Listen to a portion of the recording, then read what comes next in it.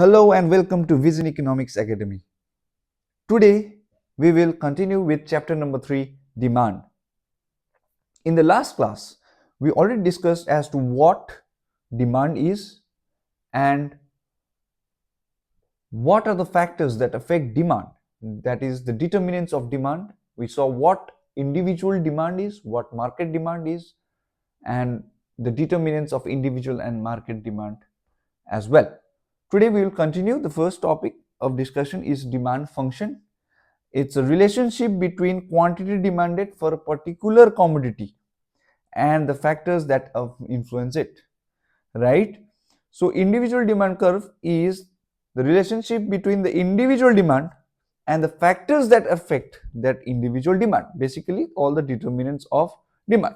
That is, demand of for an individual is a function of price of the commodity, price of the related goods, income, taste and preferences, and future expected prices, right? So this was the determinants of individual demand. So the individual demand is a function of all this. Likewise, market demand function is the functional relationship between the market demand and the factors affecting the market demand. Now, along with all those determinants, size and composition of the population gets added, okay, then the season and weathers and the distribution of income also gets added. We have discussed all this. Now, what is a demand schedule, right? To make demand easier to visualize, we use demand schedule. It is nothing but a table showing quantities demanded at different prices. When we plot this on a graph, we get the demand curve, which usually slopes downwards, showing the inverse relationship between price and quantity demanded. So as the price goes higher, quantity demanded falls, and vice versa. Now here is a demand schedule. Price 54321, and as the price is reducing, the quantity demanded is increasing. So price is reducing, quantity demanded is increasing. So there is an inverse relationship. Now if we plot this schedule, then we will get a demand curve. Likewise, market demand schedule. Now market demand schedule is again a tabular statement showing various quantities of a commodity that all the consumers are willing to buy at various level of prices. Now market demand is addition of all the individual demand curves. To make easier, we have taken two households as the market at different prices. What is the demand of household A and household B, and adding these two, we get the market demand, right? Now if we plot the graph of individual demand, let's give y-axis, x-axis, y-axis will give price, in x-axis we give quantity demanded. 1 2 3 4 5, 1 2 3 4 5, right? At price 5, one quantity is demanded. As price 4, two commodity.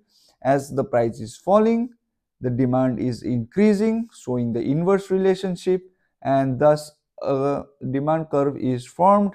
DD is the demand curve, which is downward sloping, okay, because of the inverse relationship. Now as far as market demand is concerned, market demand curve is relatively flatter, okay. So let's say this is the demand of individual household A, and this is the demand of household B. The market demand curve will be flatter. The reason for market demand curve being flatter is because of the change in the price, the effect in the market demand is more than the individual. So the proportionate change in the market demand is more with the change in the price than in the individual demand. So that is the reason why market demand curve is flatter, okay. So change in price by change in quantity, this is the slope of demand curve. Okay, let's understand this numerically also. Let's give price over here and quantity over here. As price, let's say 10, 8, 6, 4, 2. Okay, and the quantity 1, 2, 3, 4, 5. Here we can see inverse relationship. As the price is falling, quantity is increasing. Y axis may price, and in x axis we give quantity demanded, right?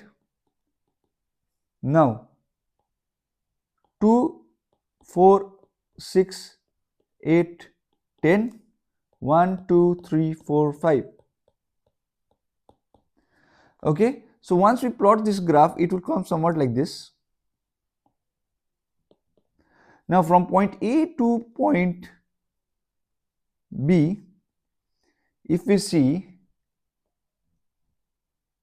the change in price and change in quantity, so the change in price and change in quantity is respectively the price which is now from point A to B, price is 4, previously it was 8. Okay, quantity now it's 4, previously it was 2, so it's minus 2. So we can see the negative here, that's because of inverse relationship. Okay, now law of demand.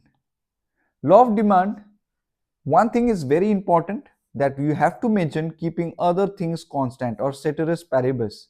There is an inverse relationship between price and quantity demanded, because if the price increases, quantity demanded falls. If the price falls, quantity demanded increases. So there are certain assumptions we have to look in. If the law of demand is to be followed, okay, then the assumptions, certain assumptions are to be made, right? So like the price of the substitute goods do not change. That means other factors, in other factors all these things do come which does affect demand other than price. Price of the complementary good also to remain constant, income remaining constant, no expectation of change in the price in future, and taste and preferences to be remain the same. So these are the assumptions that we can take. Keeping other factor constant means keeping all these factors constant. We are only seeing the relationship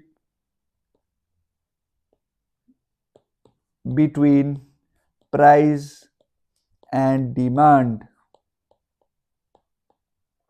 Okay, now there are certain exceptions to this law. There are certain exceptions uh, to this law. Okay, the first one is the given goods. Now what is the given goods? Given good is a kind of inferior goods. It's a kind of inferior goods that defy the law of demand. It defies the law of demand. When the price of a given good rises,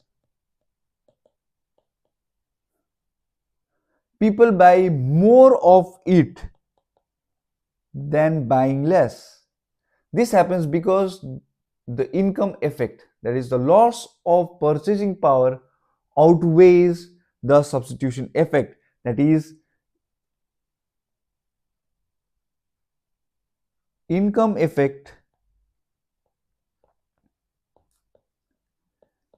outweighs substitution effect. Now you will better understand with this given paradox. Okay, now what had happened is that let's say there's a bread. Okay, so bread in a low income household household, this is a staple food. If the price of the bread increases, okay, consumers may cut back on more expensive foods like meat and buy more of bread because it is a staple food, is their primary food. So it is what happened when Sir Giffen observed that the working class people, when the price of the bread increased, they started buying more of bread. Rather, they gave up upon other foods, other expensive foods, but they continued to buy even more, the staple food, that is the kind of inferior good in this context, that is the bread. Okay, now that is a given paradox. Here the law of demand does not apply. Law of demand fails. Okay, these are the exceptions. Another exception is status symbol or goods of ostentation. Now, status symbol goods basically means the luxury goods purchased not just for utility. So these kinds of goods are not purchased for utility only. Of course, it's purchased for utility also, but not just for utility, but showcasing their wealth, right? And status. For such goods, higher the prices, okay, then it makes it more desirable. Okay, it includes exclusivity and prestige. So the higher the price, the more prestige it is thought to be. As a result, the price being more does not affect the demand negatively, rather it increases the demand. So the law of demand fails. Fear of shortage. For example, um, you know, um, during early days of COVID-19, people stockpiled items like sanitizers, toilet papers, and groceries, leading to increased demand and price hikes.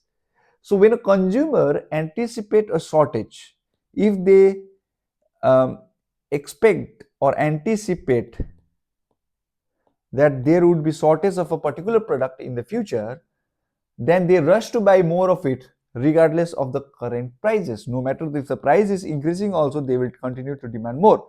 We saw this in times of COVID when the sanitizer, which used to cost 25 rupees, then costed us 100 or even more, but still the demand was higher, right? Another one is ignorance. Consumer may sometimes buy a product at a higher price due to lack of awareness about better alternatives or the actual value of the product. So ignorance can lead to demand remaining steady or even increasing despite the price hikes. Okay, so people not knowing about the market condition, about people not knowing about the better alternatives. So with this ignorance and not unknowingness, people still buy more. A person, let's say, for an example, a person buys an overpriced herbal remedy believing it to be more effective than cheaper equally effective alternatives.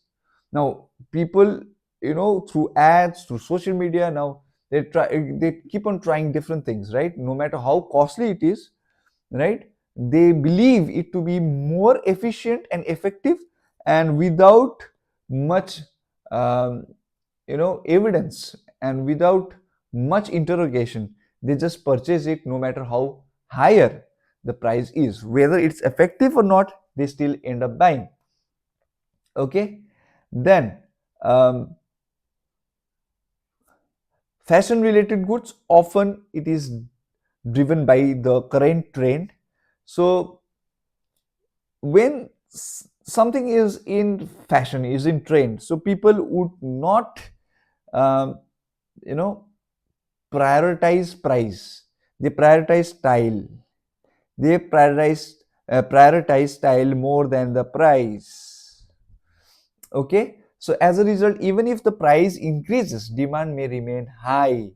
So if I take myself into consideration, 4 5 years back, I wouldn't have bought oversized t-shirt. I wouldn't have bought oversized t-shirt, even if it's available at 200 and 300 rupees. Now we all pay 1500 to 2000 rupees for an oversized t-shirt because it's there in the trend. Now 4 5 years back, when it was not there in the trend, nobody would have paid so much for an oversized t-shirt, right? There are certain necessities of life, um, such as food, water, electricity, basic healthcare. That is the reason why it's again provided by the government. But there are things like medicine, right, essential things that is used for survival. These kind of goods are inelastic. That means regardless of the price, its demand will be there, will remain same. Okay, the quantity demand may not fall even with the rise in the prices, because that is the necessity good. A change in weather would also cause the exceptions in the demand, because as the winter approaches, let's say, the price of jackets hikes, right? But still people buy more jackets because they need it. Because of the change of the weather, they need the jackets, so they buy woolen clothes, jackets, etc. Movement along the demand curve or change in quantity demanded. Now, these are very important topic, right? So let us clarify as to what is the difference between movement and shift in demand. Movement and shift in demand. So this is the final part of the chapter. So what is movement along the demand curve? This is very important. Okay. So when the quantity demanded of a commodity, changes due to the change in its price, keeping all the other factors constant. So whatever change is there in the demand, that happens because of the change in the price. That is called movement along the demand curve. Let's say, for example, this DD is the demand curve. Previously price was OP, right, and quantity was OQ.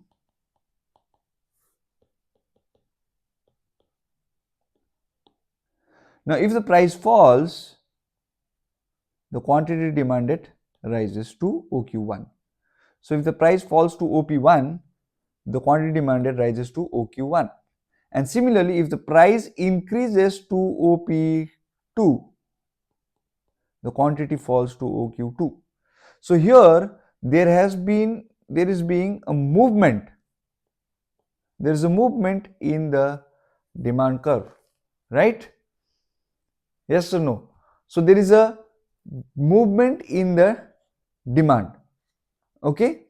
So now let us give the name for these points.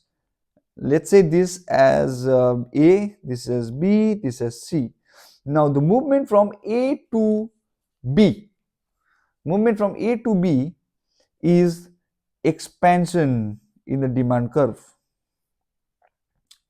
Okay, and the movement from A to C is the contraction in demand curve. Okay, all right. It's also known as upward movement and downward movement. Okay, so A to C is the upward movement, A to B is the downward movement.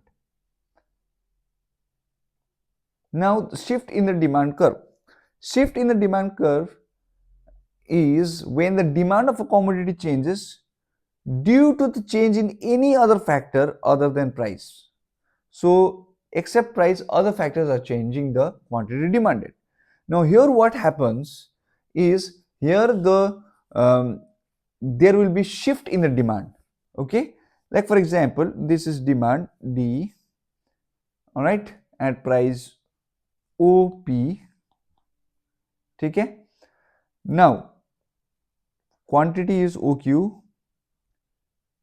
Let's say the demand increases or shifts towards the right because of other factors like change in the price of the substitute goods or the complementary goods, or change in the income of the consumers. So if the income of the consumer increases, the demand curve will shift towards the right. If the price of the complementary goods falls, demand will shift towards the right. Okay, and when does the demand shift towards the left? When other factors than the price, like for example, if the price of the complementary goods rises, if the price of the substitute good falls, if the income of the people falls, so then the demand curve will shift towards the left. Now at the same price OP, there are different demands, OQ, OQ2, OQ1. So the rightward movement is also known as increase in demand or rightward shift,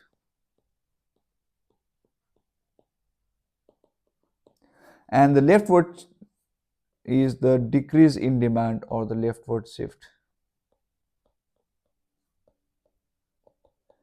Okay, so with this we have completed the chapter number 3, that is demand, and we'll meet in the next class with another chapter, that is elasticity of demand. Okay, till then, keep supporting me. Please hit the like button, and please subscribe so that I get encouraged and I'll be able to uh, make new contents which would be helpful for the students. We'll meet again in the next class of Vision Economics. Thank you. Namaskar.